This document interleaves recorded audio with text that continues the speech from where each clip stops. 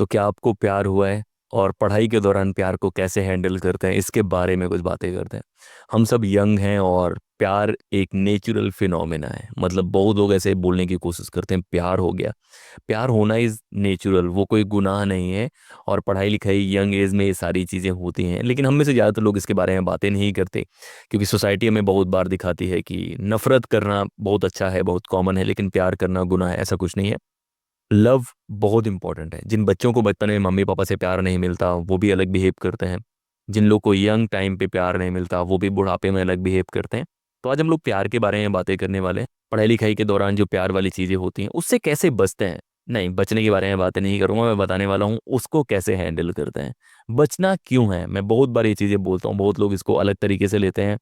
मैं ये नहीं कह रहा हूँ कि आपको तुरंत प्यार खोजना है, लेकिन मैं ये कह रहा हूँ कि जो भी नेचुरल चीज़ें हैं जो भी आपकी लाइफ में है उसको पढ़ाई के साथ कैसे बेहतर तरीके से बैलेंस कर पाएंगे, एक बेहतर टाइम टेबल बना पाएंगे, एक बेहतर तरीके से प्लान कैसे कर पाएंगे। क्योंकि हम में से बहुत लोगों को हैंडल करना नहीं आता। वो प्यार में बहुत अच्छे हो सकते हैं, वो पढ़ाई में बहुत अच्छे हो सकते हैं, लेकिन जब दोनों का मिक्सचर हो जाता है, प्यार भी पढ़ाई भी, तब चीज़ें थोड़ी गड़बड़ होने लग जाती हैं। अगर आपके साथ ऐसा कुछ हुआ है तो आप हम सबके जैसे हैं, सबके साथ होता है। अगर कोई ये बोलता है कि भाई मुझे कभी प्यार ही नहीं हुआ, कोई पसंद ही नहीं आया, तो आप महान हैं। आप इस धरती पे रहने लायक नहीं है। आपको कुछ अलग जगह जब खोजनी चाहिए जहाँ पे आप जाके रहें अकेले।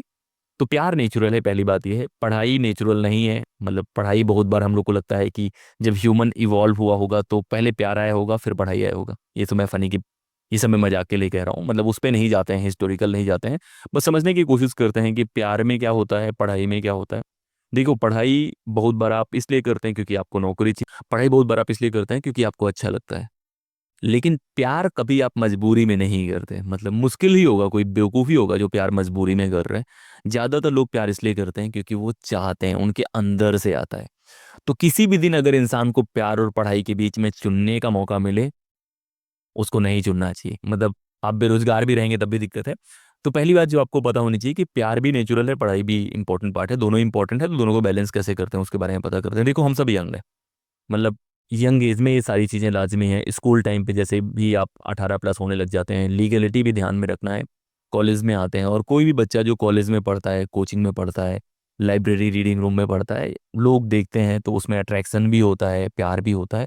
तो ये नकारने वाला मेंटेलिटी निकाल दो अपने दिमाग से कि आप नहीं करोगे, आप किसी को पसंद भी कर रहे हो, नहीं करोगे पसंद, ये वाले से ज़्यादा टाइम जाता। अब मैं पूरी चीज़ें एक्सप्लेन करने की कोशिश करूंगा कि कैसे बेहतर तरीके से इसको समझ सकते हैं। मैं हमेशा बोलता हूँ टाइम, रिसोर्स और कंसंट्रेशन, तीन चीज़ें ऐसी हैं जो आपको मैनेज करना है पढ़ाई के दौरान।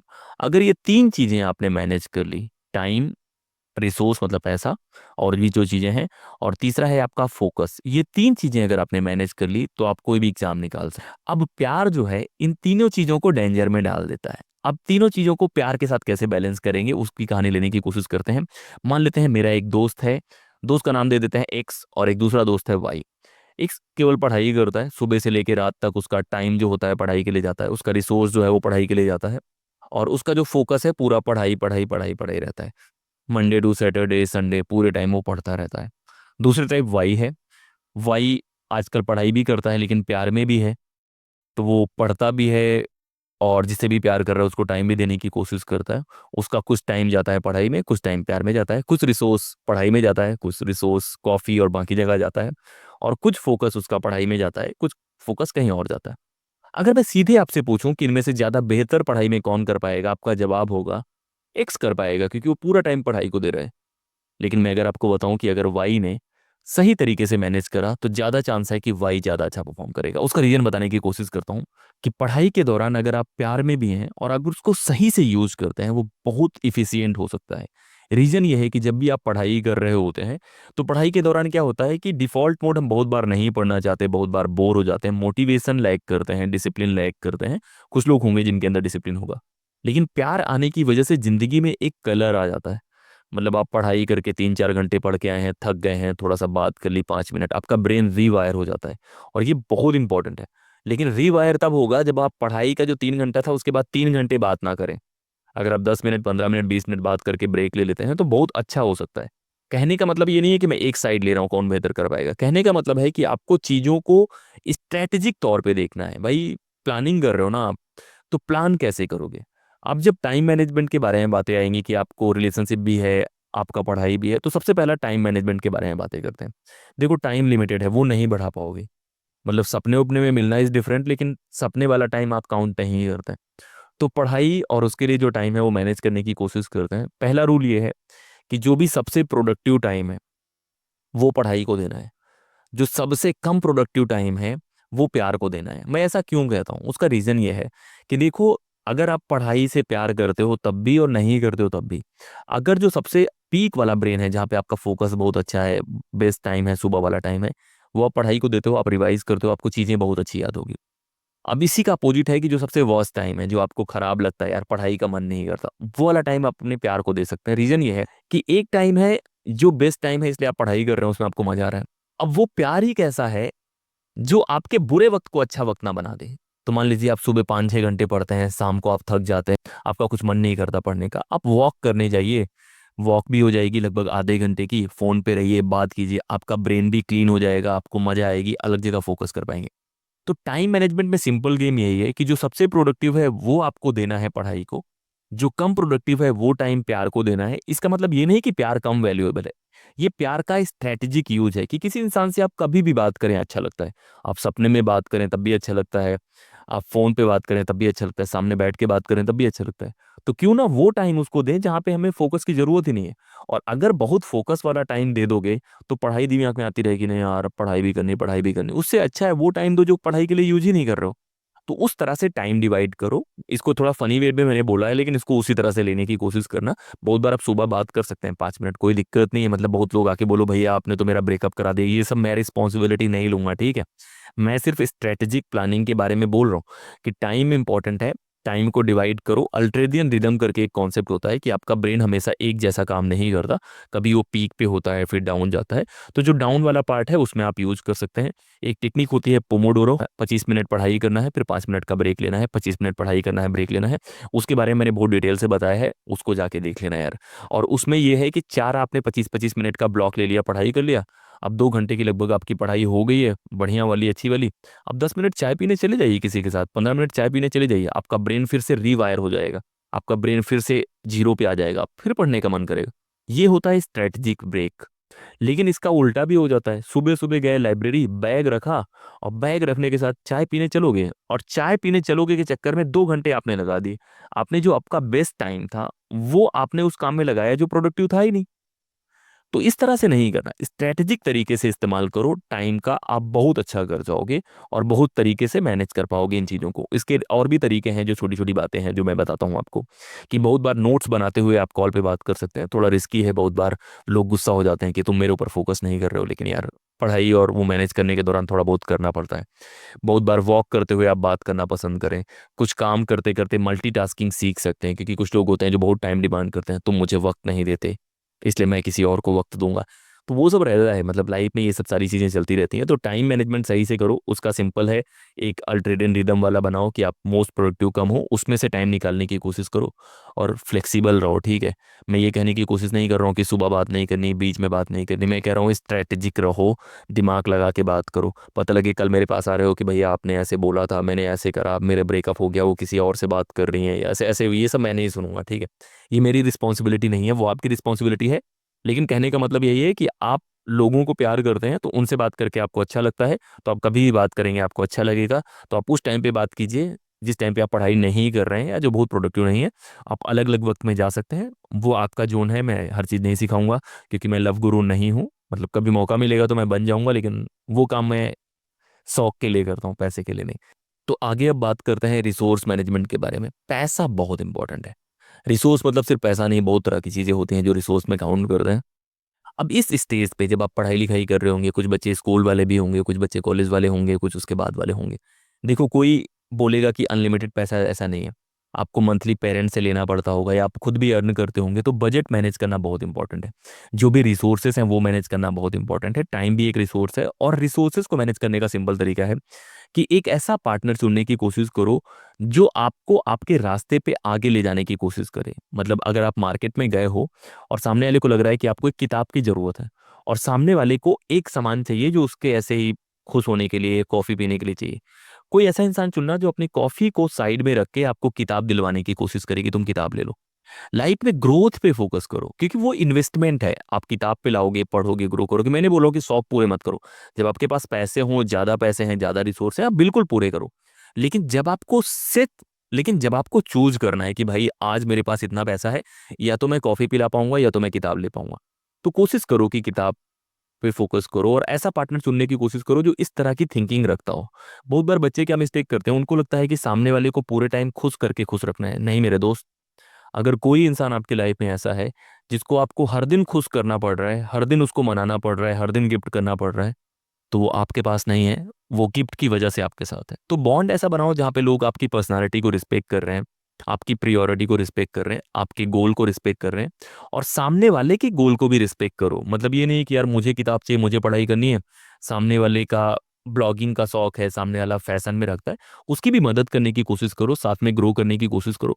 लेकिन रिसोर्स मैनेजमेंट में हमेशा प्रियोरिटी इंपॉर्टेंट है, कि यार भाई किस पे ज़्यादा फोकस करना है, वो चीज़ें आपको ध्यान देना है, और वो मैनेज कर रहे हैं। बहुत लोग होते हैं इस पे बात नहीं करते। क्यों बात नहीं करना भाई?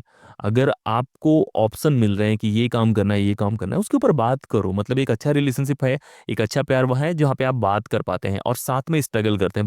बहुत सारे बच्चे ऐसे होते हैं जो दिखाने के चक्कर में बहुत ज़्यादा अपना पूरा बजट बिगाड़ लेते हैं। देखो आप पढ़ाई ही करते हो, मैं इस स्टेज से गुजर चुका हूँ, अभी भी मैं देखता हूँ चीज़ों को। अगर आप पढ़ाई करते हो तो आपका फोकस ज़्यादा बढ़िया तब रहेगा जब आपकी सारी चीज़ें बैलेंस में है, मैनेजेबल है। आपको 15,000 रुपये मंथली आपको मिलता है खर्चा करने के लिए, आपने रूम में दे दिया, आपके पास 1,000 1,500 एक्स्ट्रा पैसे बचते हैं, जहां से आप बाकी लोगों पे खर्चा कर सकते हैं। आपने 10,000 का किसी को गिफ्ट कर दिया, आपका 5 महीने का बजट बिगड़ जाएगा। 5 महीने का बजट बिगड़ने का मतलब है आप पढ़ाई छोड़ के आप 5 महीना सिर्फ बजट बनाओगे। ये सब मत करो। मतलब किसी को खुश करने के लिए ये सब करने की जरूरत नहीं है। कोई भी इंसान जो केवल गिफ्ट से खुश हो रहा है, कोई भी इंसान वैसा लॉन्ग रन में नहीं चलेगा मेरे भाई। गिफ्ट करना है तो एग्जाम निकाल के करो, गिफ्ट करना है तो कुछ वैसा करो जिसपे प्राउड हो, उसको अच्छा लगे, उस तरह में बॉन्ड अच्छे होते हैं। स्ट्रगल करो। बहुत सारे बच्चे ऐसे होते हैं कि यार हम 10 रुपए की चाय कैसे पी सकते हैं, 15 रुपए की चाय कैसे पी सकते हैं। रियलिटी ये है कि 10 रुपए की चाय ज़्यादा बेहतर होती है। तो ऐसे लोग सिलेक्ट करो जो आपके साथ कहीं भी बैठ के खाना खा लें, खाना अच्छा है तो। ऐसे लोग सिलेक्ट करो जो पार्क में भी घूम के खुश हो जाएं। तो लाइफ में स्ट्रगल करना सीखो, रिसोर्स मैनेज करना सीखो। और ये बताने का गोल ये नहीं है कि मैं आपको प्रीच कर रहा हूँ कैसे लाइफ जीना है, वो आपका तरीका है। मेरा कहने का मतलब है कि देखो लाइफ को थोड़ा सा होलिस्टिक देखने की कोशिश करो मेरे दोस्त, ठीक है?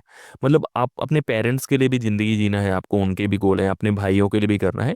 तो किसी भी इंसान के साथ अगर आप रिलेशनशिप में हैं, प्यार में हैं, तो उसको भी फैमिली की तरह ट्रीट करना है। तो फैमिली को आप कैसे ट्रीट करते हैं? उनको दिखाने के लिए कभी आप अपने भाई को ले गए हो कि चल यार यहाँ पे 5 स्टार होटल है, यहाँ पे हवाबाजी करते हैं, दिखाऊंगा? ये नहीं करते हो आप। सेम उनको भी वैसे ट्रीट करना है, उनको भी फैमिली की तरह ट्रीट करना है, उनका ख्याल रखना है, उनकी रिस्पेक्ट करनी है, उनकी बातों का दिमाग में रखना है। लेकिन हवाबाजी नहीं करनी कि दिखाने के चक्कर में आप जा रहे हैं 400 500 की कॉफ़ी पी रहे हैं, फिर आके 4 महीने आप जूस नहीं पी पा रहे हैं जो आपकी हेल्थ के लिए इंपॉर्टेंट है। ये सब मत करो।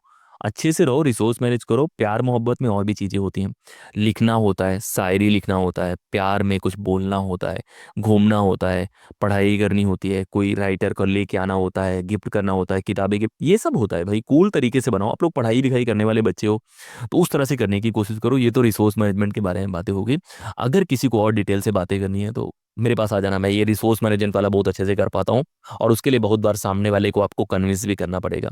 अगर आप यूपीएससी पीसीएस और इन चीज़ों की तैयारी कर रहे हैं, पीएचडी कर रहे हैं, और आप सामने वाले को कन्विंस नहीं कर पा रहे हैं उन चीज़ों के लिए जो आप चाहते हैं, आप जैसा सोचते हैं, तो कहीं ना कहीं वो भी प्रॉब्लमेटिक है। तो उसको भी इंप्रूव करने की कोशिश करो। अब तीसरी बात आती है डिस्ट्रैक्शन के बारे में, फोकस के बारे में। ये बहुत खतरनाक पार्ट है, क्योंकि हमारा हार्मोनल मामला हो जाता है। मतलब जब भी आप प्यार में होते हैं, डोपामाइन से लेके ऑक्सीटोसिन से लेके ब्रेन के केमिकल्स एकदम तूफान मचा देते हैं। हमें सुबह सुबह उठ के कोई मैसेज चाहिए होता है, प्यार चाहिए होता है। फिर ह्यूमंस हैं, हम इनसिक्योर भी होते हैं, तो हमारा फोकस हिला हुआ होता है। लेकिन वो बच्चे बहुत अच्छा कर पाते हैं जो बहुत सिक्योर होते हैं अपने लोगों को लेके, जो बहुत फोकस्ड होते हैं, और पूरे टाइम उनका गोल यही नहीं होता कि कैसे रिलेशनशिप को प्रोटेक्ट करना है। घर में आप खाना खाते हैं, रहते हैं। घर अगर ऐसा हो जाए कि हर दिन आपको लगे कि यार बाहर से अटैक हो रहा है, बाहर से अटैक हो रहा है, आप अच्छे से खाना एंजॉय नहीं कर पाएंगे। तो जहां भी आप रिलेशनशिप में हैं, जिन भी इंसान से आप प्यार कर रहे हैं, घूम रहे हैं, दोस्त हैं या जो भी हैं, उनके साथ टाइम स्पेंड करो। तो भरोसा करने की कोशिश करो, और हमेशा वार मोड पे मत रहो कि यार इस इंसान को बचाना है, क्योंकि फिर पढ़ाई नहीं कर पाओगे। मैंने बहुत सारे ऐसे बच्चों को देखा है जिनका पूरा गेम ये होता है सुबह से लेकर रात तक, कि सामने वाला कहीं और तो बात नहीं कर रहा है, सामने वाले कहीं और तो मैसेज नहीं कर रहा है भाई। लाइफ में केवल यही काम बचा है कि अब सामने वाले के भी मैसेज पढ़ लेने हैं। अपना एक किताब मिला हुआ है पढ़ने के लिए, वो किताब तो पढ़ नहीं पा रहे हो, अब सामने वाले के मैसेज पढ़ने हैं, सामने वाले का ये भी जानना है। इतना मत करो यार, मतलब सीबीआई बनने की जरूरत नहीं। रिलेशनशिप में जब भी रहो, सामने वाला जितना बता दे वही सच्चाई मान के चलो, अगर खुश रहना है तो। अगर वही खोद के एकदम सीबीआई जासूस ये सब बनना है तो बात अलग है, वो आप कर सकते हो। लेकिन अगर आप प्यार में हो तो एंजॉय करो। वो एक मोमेंट्स होते हैं जो आपको एंजॉय करने होते हैं, खुश रहना होता है। और वो तभी कर पाओगे जब एक बैलेंस में होगे, जहाँ पे टाइम बैलेंस में होगा, रिसोर्स बैलेंस में होगा, फोकस होगा आपका। तो ये तो बेसिक चीज़ें हैं जो मैं बताता हूँ। डिस्ट्रैक्शन भी हो सकता है बहुत बार कि आप किसी को देख के एकदम पगला गए हैं, लाइब्रेरी भी उसी वजह से ज्वाइन कर लिया, वहाँ जाके किताब से ज़्यादा आप किसी और को देख रहे हैं। ये सब करने की ज़रूरत नहीं है। मतलब बचपन में आप कर सकते थे, जब आप 17-18 देख के किसी को अच्छा लग रहा है, 20,000 25,000 रुपए दे के आए हो, यहाँ पे पेरेंट्स इतनी मेहनत कर रहे हैं, तब इस काम पे तो मत लगाओ। कोई पसंद है, डिसेंट तरीके से आप अपनी बातें कह सकते हैं। अगर रिजेक्ट हो जाएं या कोई ना कर दे तब भी उसकी रिस्पेक्ट करें। बहुत सारे बच्चे ऐसे हैं, पहले किसी से रहेगा यार, उस इंसान को मैं देखता हूँ, मैं एकदम भगवान जैसे फील करता हूँ। सामने वाले से आपने पूछा कि आप मुझे पसंद करते हैं, करते हैं, उसने मना कर दिया या वो नहीं इंटरेस्ट है, उसके बाद उनका बिहेवियर बदल जाता है कि नहीं यार वो खराब है, ये सब मत करा करो। ये करने के बाद खुद बेवकूफ लगते हो, ठीक है। तो अच्छे बच्चे बनने की कोशिश करो। अच्छे बच्चे का मतलब ये नहीं कि शरारत नहीं करना, आप शरारत करो, वो करो, लेकिन लोगों की डिसरिस्पेक्ट मत करो, लोगों की बेइज्जती मत करो। सड़क पे चलते हुए किसी पे कमेंट करने की जरूरत नहीं है यार। अच्छे पढ़ाई लिखाई करने वाले बच्चे हो, जो लोग ये करते हैं उनसे दूरी बनाने की कोशिश करो। डिसेंट रहो, लोगों को अच्छा फील कराओ, कंफर्टेबल फील कराओ, और अच्छी जिंदगी जीने की कोशिश करो।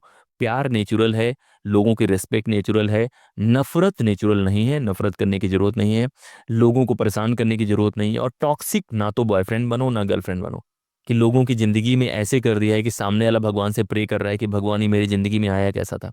सोचो कि कितने बुरे इंसान हो आप, अगर कोई इंसान जिससे आप प्यार करते हैं या पहले प्यार करते हैं तो वो ये फील कर रहा है कि ये इंसान मेरी जिंदगी में क्यों है। तो बहुत सारे बच्चे जो पढ़ाई लिखाई आप लोग करते हो, एंजॉय करो, उसको बैलेंस करने की कोशिश करो।